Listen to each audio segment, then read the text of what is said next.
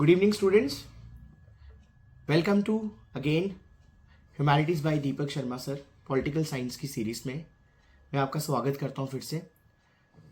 अब आज का चैप्टर जो हम डिस्कस करेंगे वो 2 मार्क्स का चैप्टर है पॉल साइंस का, जो बोर्ड्स में 2 मार्क्स का है, लेकिन अगर आपने 100 स्कोर करना है तो 2 मार्क्स भी बहुत इंपॉर्टेंट है।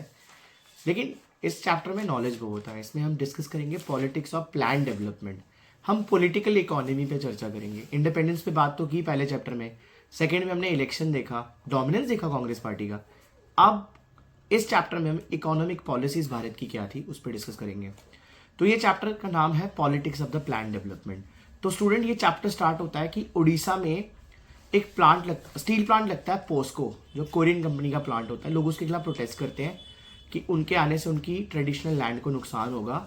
तो एक डेवलपमेंट के अगेंस्ट प्रोजेक्ट किया था। आपने 10th में एक टॉपिक पढ़ा होगा कि different people have different notions for the development, कि आज जो किसी के लिए डेवलपमेंट है दूसरे के लिए डिजास्टर हो सकता है। सपोज एक डैम बनता है, डैम बनने से फ्लड कंट्रोल होगा, हाइड्रो इलेक्ट्रिसिटी बनाई जाएगी और रिवर वाटर को स्टोर करके, रेन वाटर को स्टोर करके इरिगेशन किया जाएगा। बट डैम बनने से एक पर्टिकुलर विलेजेस उसके अंडर आएंगे, एरिया, लोगों को उठाना पड़ेगा, डिस्प्लेसमेंट होगी। तो उसको सॉर्ट करने के लिए तभी एक नर्मदा बचाओ आंदोलन शुरू हुआ था भारत में, जो मेधा पाटकर ने स्टार्ट किया था सरदार सरोवर डैम के अगेंस्ट, जिसमें कहा था नर्मदा बचाओ। फिर गवर्नमेंट ऑफ इंडिया ने नेशनल रिहैबिलिटेशन पॉलिसी लाई थी कि अगर डेवलपमेंट के लिए किसी को हटाना है तो पहले उसे रिहैबिलिटेट करना पड़ेगा। तो इस चैप्टर में जब हम शुरुआत करें तो हमारे पास 2 चीजें आती है, left wing and the right wing. Left wing होता है जो प्रो पुअर पॉलिसीज करती हैं। पॉलिटिकल पार्टियां बेसिकली 3 बेसिस पे डिवाइड हो, आइडियोलॉजिकल बेसिस पे 3 जगह डिवाइड होती है, 3 चीजों पे। एक होता है लेफ्ट विंग, एक होता है राइट विंग, एक होता है सेंट्रिस्ट। तो लेफ्ट विंग वो होता है जो प्रो पुअर पॉलिसीज को सपोर्ट करने की बात करते हैं।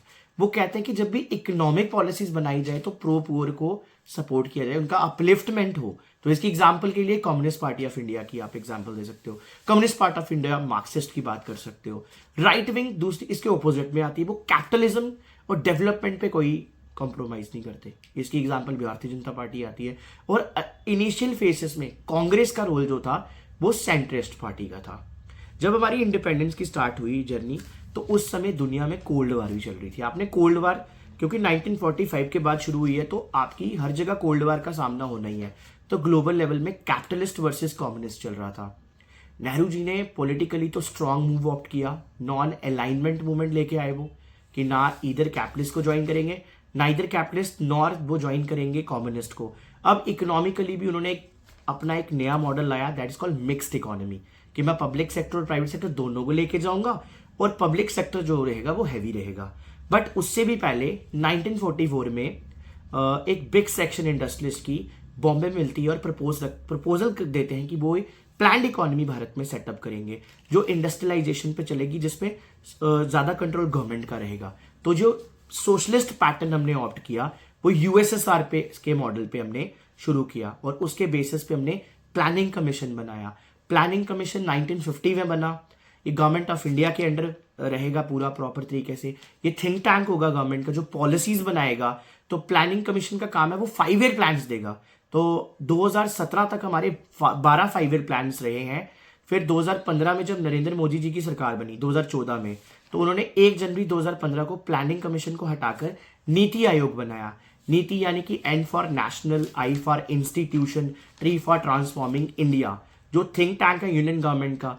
तो नीति आयोग पर हम आगे डिस्कस करते हैं। तो जब प्लानिंग कमीशन हमारा आ गया तो नेहरू जी उसके चेयरमैन बने। तो प्लानिंग कमीशन ने कहा कि वो 5 ईयर प्लान्स देगा, भारत की डेवलपमेंट जर्नी में वो बहुत इंपॉर्टेंट रोल प्ले करेंगे। अब जब प्लानिंग होगी तो 2 तरह से प्लान किया जाएगा, एक होगा प्लान, एक होता है नॉन प्लान। तो प्लान होगा जो रूटीन आइटम्स पे होगा, 5 ईयर बेसिस पे, मतलब 5 साल के लिए हम एक ब्लूप्रिंट तैयार कर देंगे, उस पे पूरी इकोनॉमी चलेगी। और सेकंड नॉन प्लान में हम डेली बेसिस पे खर्चे जो ईयरली बेसिस पे होंगे।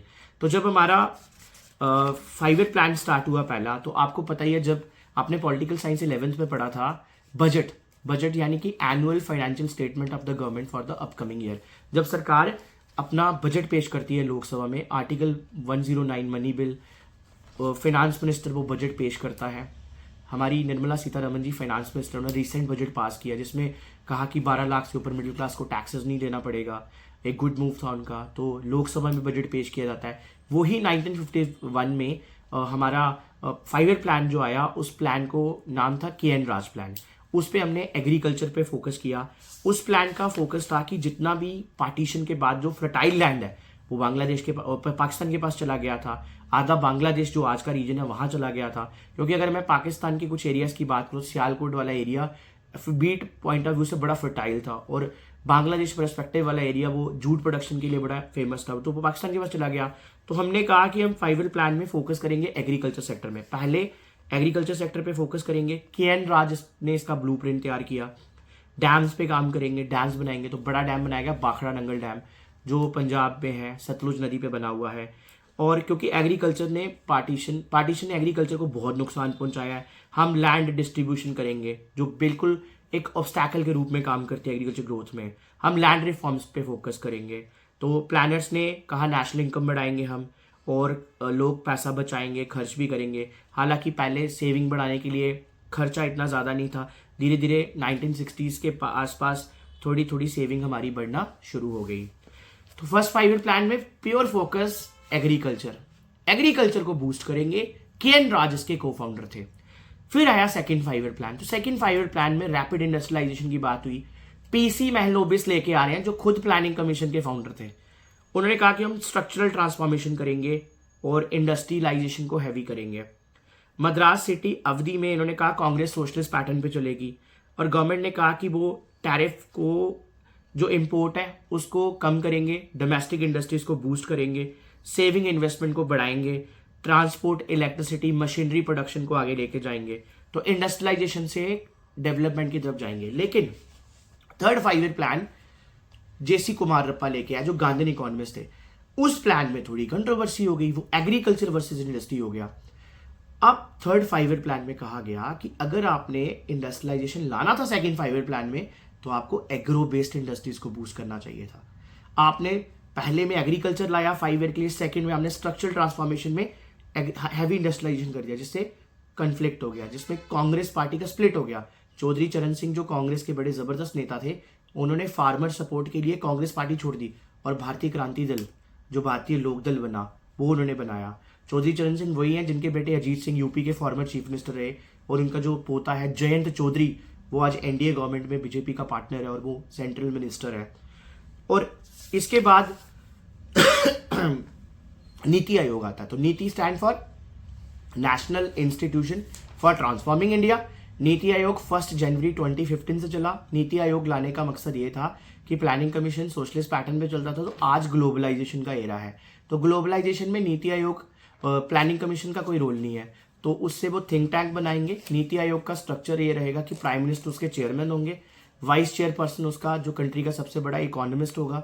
तो अभी जो वाइस चेयरपर्सन है वो सुमन बेरी है। साथ में जितनी भी स्टेटों के चीफ मिनिस्टर्स हैं, और जितनी यूटीज के LGs हैं, एडमिनिस्ट्रेटर्स हैं, चीफ सेक्रेटरीज हैं स्टेटों के, वो सब उसके मेंबर रहेंगे। और नीति आयोग का सबसे बड़ा की फैक्टर ये है, की रोल ये है कि वो कोऑपरेटिव फेडरलिज्म को प्रमोट करता है और गवर्नमेंट को पॉलिसी मेकिंग में हेल्प करता है। तो मैं होप करता हूँ ये चैप्टर आपको क्लियर हुआ है, और आगे की सीरीज में मैं इस पर कुछ और इंपॉर्टेंट क्वेश्चन बनाऊंगा, और आप ज़्यादा से ज़्यादा इसको देखिए, शेयर कीजिए अपने दोस्तों के साथ, और आगे मैं और अच्छी वीडियोस आपके साथ शेयर करूंगा। जल्द ही मैं 9th SST, 10th SST और 11th की पॉलिटिकल साइंस पे भी वीडियो बनाऊंगा। Thank you so much.